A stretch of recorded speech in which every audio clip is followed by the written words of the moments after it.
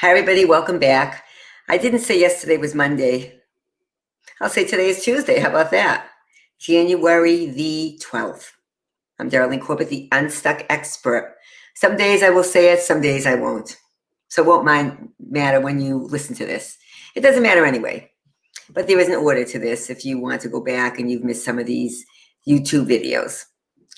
Today I want to continue talking about confidence and how confidence and fear play off of each other. I'll give you a simple example. I am a hypnotherapist, as I've said. I have seen many people over the years who develop driving phobias, fear of driving in certain places. Some it's because of car accidents, and you can understand that. You can understand all of them, but those are much clearer. Others, it's not always clear. They'll say, Darlene, I woke up one day, I drove on a bridge, and I got really, really anxious, really fearful. Some, they drive on highways the same way. Others, narrow ways. Their fear interferes with their confidence, knowing without even thinking about it that they can drive. They've been doing it for years, many of these people.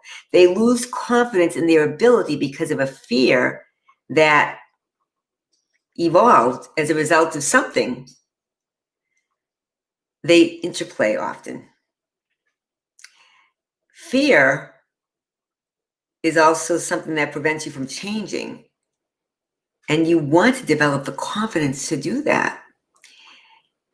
Many years ago, I saw many people. I've seen many people over the years, but this was a specific area that I worked in for maybe one day a week while I had my practice in Needham.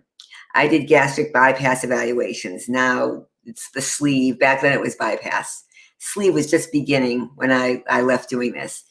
It was only once a week, but I saw lots of people, hundreds of evaluations. I probably didn't even remember who these people are, and to this day I don't. I remember a few of the stories. I'll never forget one woman came to see me. Her husband wanted to come in for the evaluation, and I had stopped allowing members to come in for reasons where someone came once and the secret was revealed and the spouse or the boyfriend didn't know about it. I thought, no more family members, just the person themselves. This woman was older. She came to see me. Something came up about her husband being very, very controlling, which was not a surprise to me because he didn't like it that he could not enter the room with her. She said to me, he's very controlling. I don't remember if he wasn't happy about her having the surgery. Some aren't. And I said to her, well, he better watch out and stop controlling you because you may develop enough confidence where you leave him. His very fear may come through and true. People don't always want others to have confidence. It's like fear. People are fearful of you changing. People are fearful of you changing because you might develop the confidence to leave them. And sometimes you don't develop the confidence right away. You have enough confidence to leave a situation that's unhealthy for you, but you don't feel it inside for a while. I've seen this in about work settings. I've seen this in professional relationships, personal relationships. I've seen people very high up that were in situations with someone equally high that had power over them. So I just want to digress for a moment and remind people, as an educated person with an advanced degree, because you have an advanced degree does not make you a better person, period. It may give you more confidence because you can wield your degree. But those that are really confident about their degree, about their background, don't have to go around saying it. They don't have to wield their power or misuse their power. So I have to say that. I say it over and over. Some of the loveliest people and some of the most successful people do not have a degree. Never mind an advanced degree. So you can see this with people without degrees being really nasty to other people. But I'm thinking of a few situations where people were with these people that misused their power, made them feel so bad, they lost their confidence that they could do a really good job. Eventually, they leave these situations, but it stays with them, that fear, that lack of confidence. So they have to, again, practice, like starting over, like giving off the bike for a long time, or wasn't driving for a long time. But once you get used to it and you get the right support, your confidence can rebuild. Same thing with personal situations. People in horrible marriages, and this is not just women with abusive men. When I say abusive, it doesn't have to be physical. It can be very much emotional. I've seen the opposite. Men and also abusive. They want to placate their wives. They want to keep the family happy. Children are turned against the spouse if they don't. It's very difficult. Both. To leave these situations, to have not only the confidence to leave, because it's not always easy. In fact, I think leaving a marriage is one of the most difficult things in the world.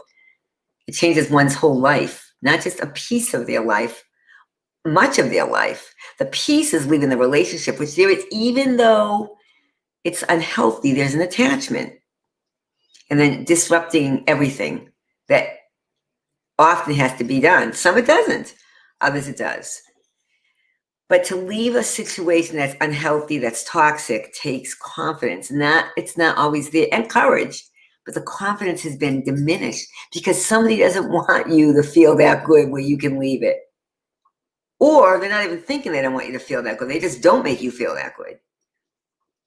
So it not only takes confidence, but confidence to believe leaving something toxic, whether it be a work situation, a professional relationship, maybe getting a transfer within the work and getting away from that particular superior, or a marriage, or anything that's toxic, familial.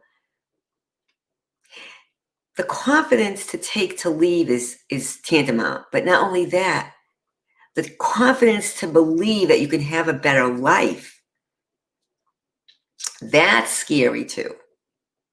And what many people recognize, if they are able to develop that confidence, overcome the fear, to develop that confidence to leave toxic situations, is that they didn't realize how much they could blossom, how much they could bloom, how much they could be the person they were meant to be, the God-given gifts that were given. Yes, I do believe in God. And personal development people, many do, many don't. We keep it really underneath, but I'm digressing again.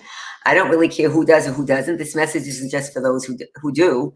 In fact, it should be even more so for those that don't, because you have to believe in yourself if you don't believe in something greater. But I happen to believe in something greater. Again, if you don't and you want to believe, we're a bunch of cells that are dead after we leave, there's nothing left, and you want to believe the abyss.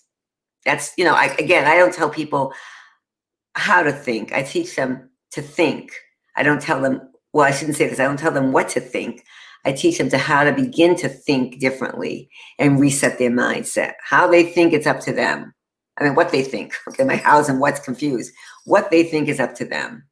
But if you think of yourself as capable of having a better life, getting away from my whole belief in God, but just in general, having a better life, what you think does count. How you think counts. Resetting your mindset to get unstuck.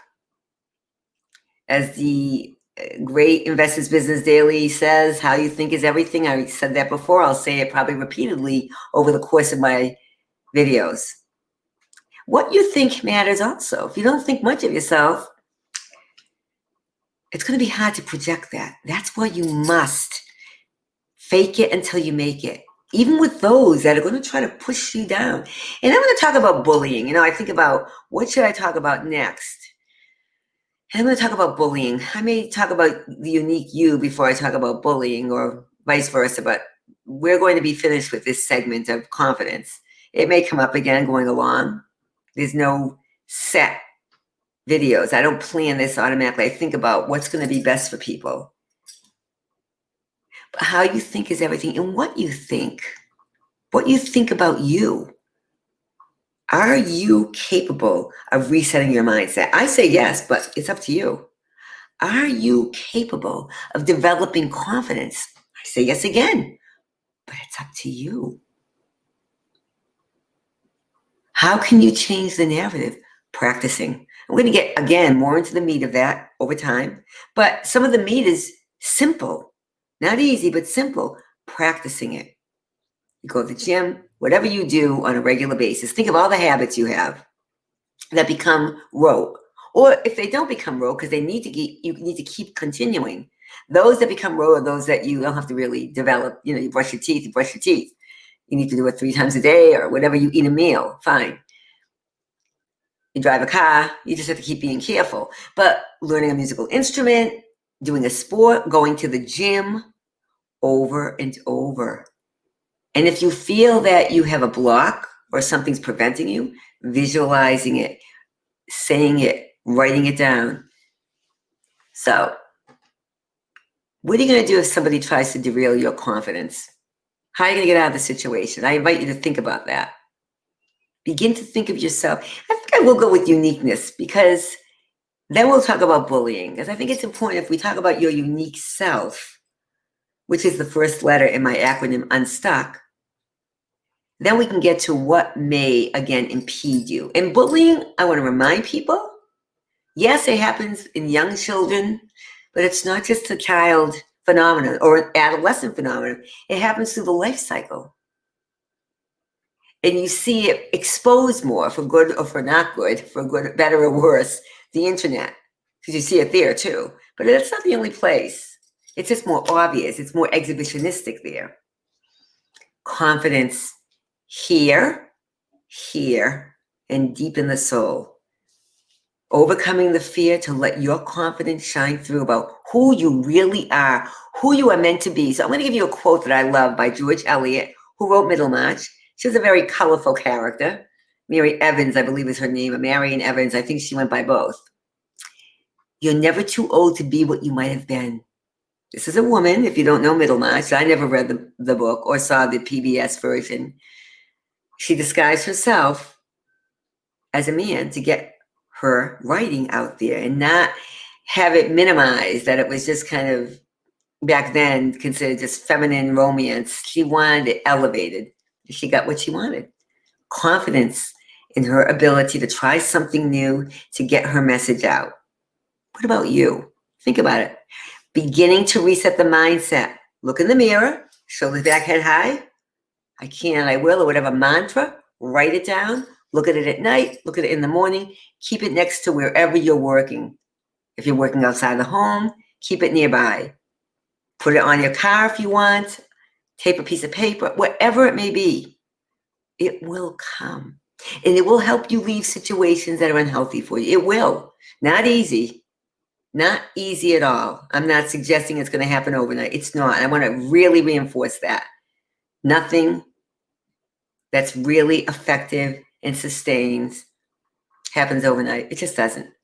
It may feel like it can, and then you have to keep at it. All right, everyone. Tomorrow we'll move on to uniqueness. How about that? In the meantime, have a lovely day. I'm going to say my usual. When the student is ready, the teacher appears. I'm trying to teach everything I learn. Here I am to get you to reset your mindset, get unstuck, be who you're meant to be, and then you'll stop depriving the world of you, or do it along the way. How about that?